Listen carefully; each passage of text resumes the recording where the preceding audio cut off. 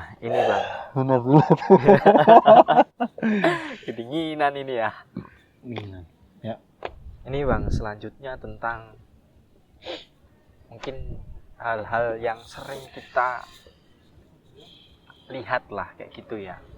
Tentang parkir.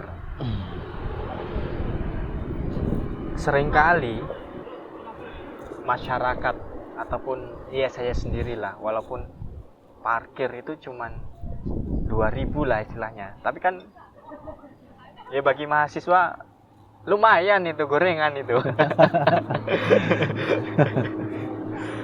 Walaupun kan banyak yang mengatakan dengan duit 2.000 tidak membuat kita miskin kayak gitu kan. Iya. Tapi kata netizen tukang parkirnya kaya nanti Bang.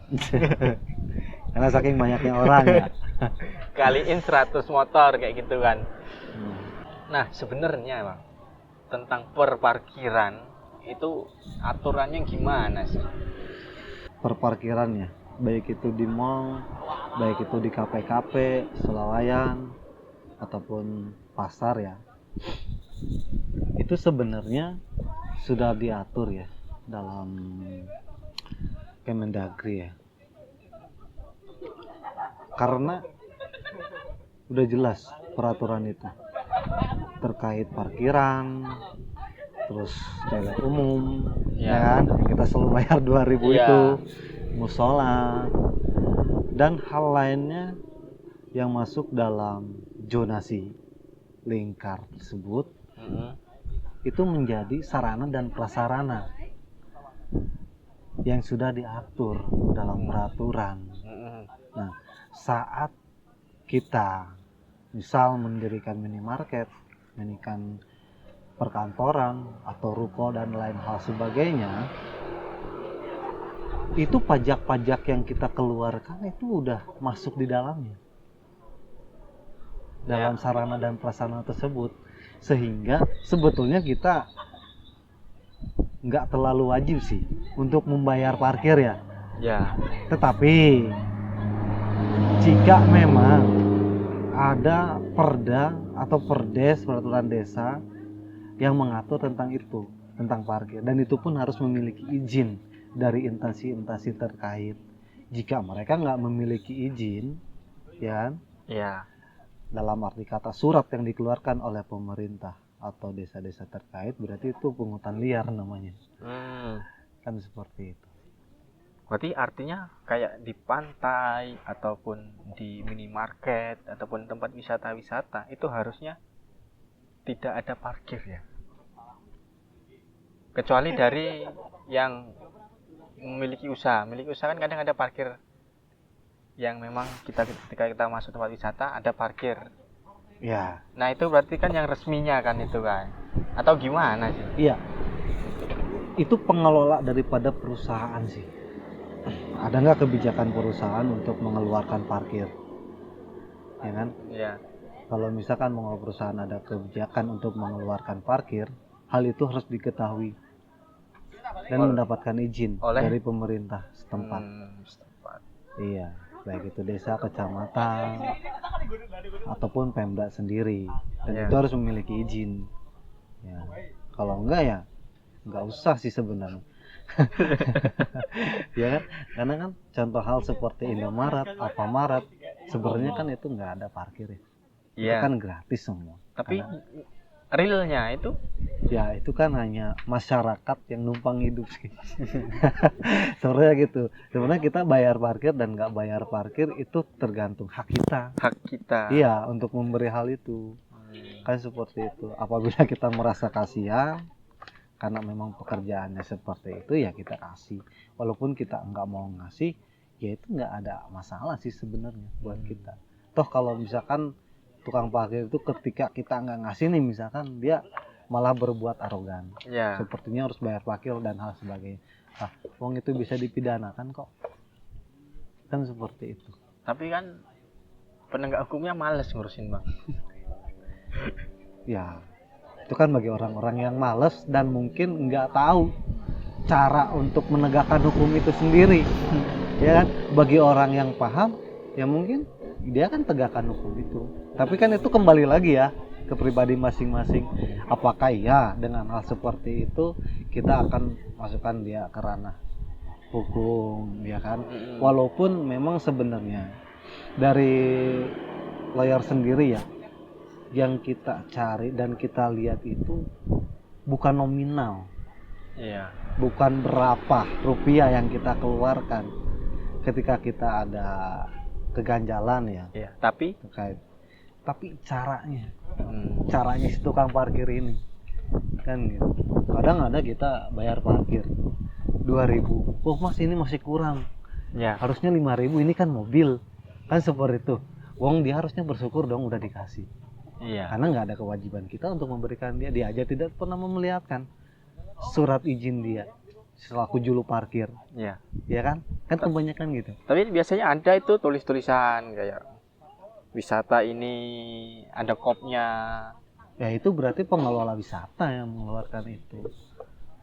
Kalau untuk wisata ya, pengelola wisata yang mengeluarkan itu mungkin dia juga udah kerjasama sama pemerintah setempat, makanya ada pajak nanti, ya kan? Pajak yang harus dikeluarkan oleh pengelola wisata menjadi masuk ke pajak pemasukan daerah. Tapi ada juga yang ada kopnya, itu berarti gimana itu dia? Yang apa dia? Gimana?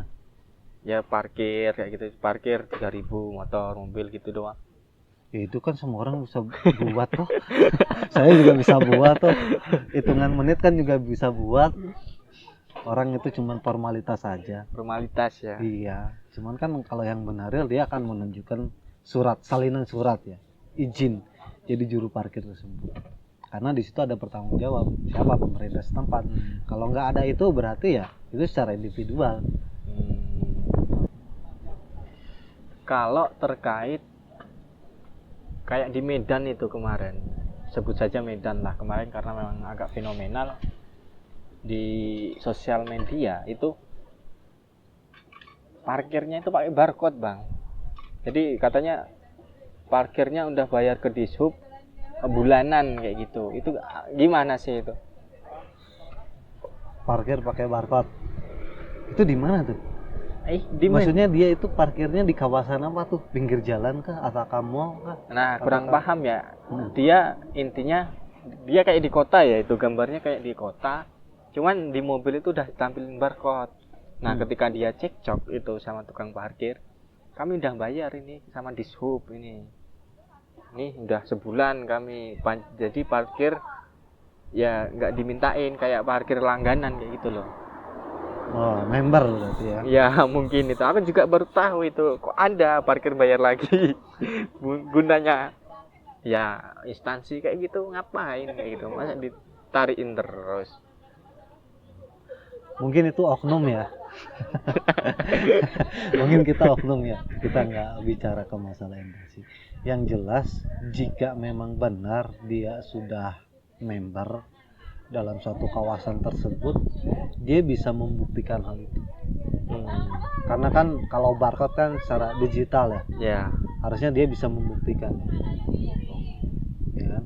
Terus si juru parkir juga harus mengetahui itu serta menguasai nih. Kalau misalkan benar ya dia dari juru parkir ya, karena ada sistem barcode, harusnya dia tahu. Ya, selama dia tahu, terus selama yang parkir juga bisa membuktikan, sebenarnya nggak ada masalah.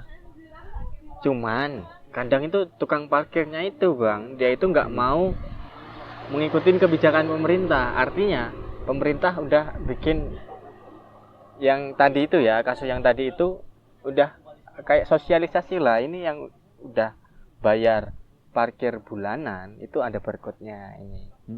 Jadi nggak usah dimintain kayak gitulah. Tapi dia beralasan itu kan dari Dishub, dari kawasan sini beda lagi gitu. Ya dasar dia apa sebenarnya? Dasarnya tukang parkir ini apa sebenarnya kan? Sehingga dia bisa membuat statement seperti itu ya. Dasarnya apa? Dia harus tunjukkan dulu dasarnya. Dan legalitasnya dia juga harus tunjukkan dulu.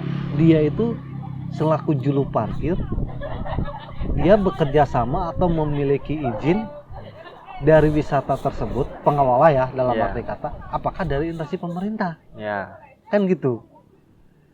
Nah, dia harus bisa menunjukkan itu dulu sebelum dia bisa berkomentar atau berstatement seperti itu.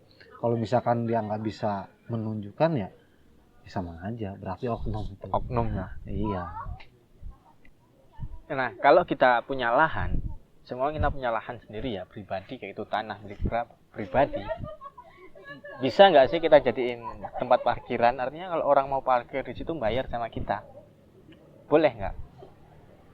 Boleh. Selama kita menempuh izin lahan itu tersebut peruntukannya untuk apa? Berarti parkir pun ada perizinannya. Oh iya, karena kan dari tempat wisata, entah itu ruko-ruko, itu kan harus menempuh izin dari Kemendag. Yang dimana utilitasnya udah jelas. Setiap perizinan, baik itu ruko ataupun tempat wisata, dia harus menyediakan fasilitas berupa toilet, Ya. lahan parkir, ya kan, musola dan lain sebagainya. Jadi kalau cuma khusus buat parkir aja kayak gitu nggak boleh itu atau gimana? Boleh. Boleh ya? Boleh. Yang penting kita mengurus izin. Bayar lagi itu ngurus izin. Nah, enggak sih. Sebenarnya enggak terlalu harus ke Kemendag. Kalau hanya sebatas parkir ya, tergantung nih lokasi lahan parkirnya di mana nih. Apakah cuma di daerah-daerah ataukah memang di kota-kota besar? Ya. Ya kan? Kalau cuma daerah ya cukup minta surat keterangan dari desa aja sih. Biar desa mengetahui. Oke. Mungkin penutup terakhir tentang perparkiran apa, Bang? Buat masyarakat yang suka parkir ataupun yang suka markirin. Ya kalau yang suka parkir ya, kalau misalkan ada orang parkir terus dia sebenarnya orang itu kadang nggak minta ya, yang tukang parkir itu ya. Ya. Terkadang kita yang inisiatif, wah karena kita udah diparkirin kita ngasih, ya itu tergantung kembali ke kita. Kita mau ngasih silakan, mau tidak ngasih juga silakan. Tapi kalau misalkan dia memiliki suatu karcis parkir, ya kan, ini di jalanan ya khususnya. Ketika kita keberatan dengan nominal harga, yaitu di angka 5-10 ribu, kita patut mempertanyakan legal standing dia. Ya kan, mana ada nggak surat izin juru parkir dan sebagainya. Tuh. Terus untuk yang juru parkir sendiri, ya kalau misalkan cari nafkah ya silakan aja, itu hak masing-masing kan. Ya. Dan jangan terlalu berkecil hati kalau misalkan orang nggak ngasih walaupun sudah diparkirkan, karena kan rezeki Allah yang ngatur. Seperti itu. Terima kasih. Sama-sama.